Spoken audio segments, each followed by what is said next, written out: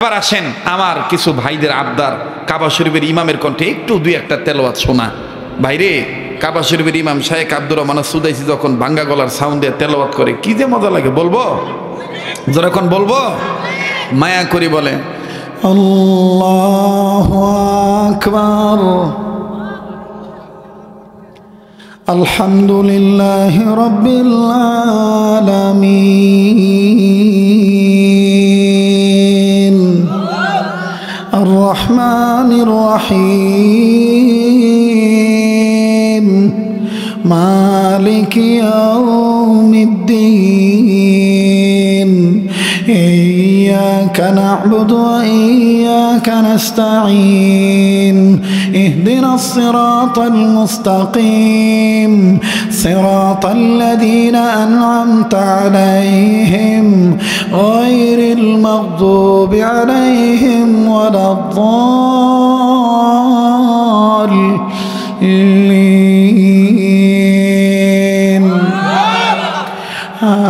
آمين.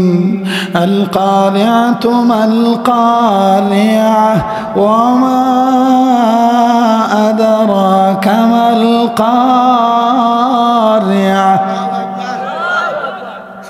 কাবা শরীফের ইমাম। আবার দেখবেন আরেকজন ইমাম আছে, যদিও উনি এখন অব্যাহতি নিছেন, শাইখ আব্দুর রহমান সরাই মোটা গলায় বলে আল্লাহু আকবার, আলহামদুলিল্লাহি রাব্বিল আলামিন, আর রহমানির রহিম, মালিকি ইয়াউমিদ্দিন, ইয়্যাকা না'বুদু ওয়া ইয়্যাকা নাস্তাঈন, ইহদিনাস সিরাতাল মুস্তাকিম, সিরাতাল লাযীনা আন'আমতা আলাইহিম গায়রিল মাগদুবি আলাইহিম ওয়ালাদ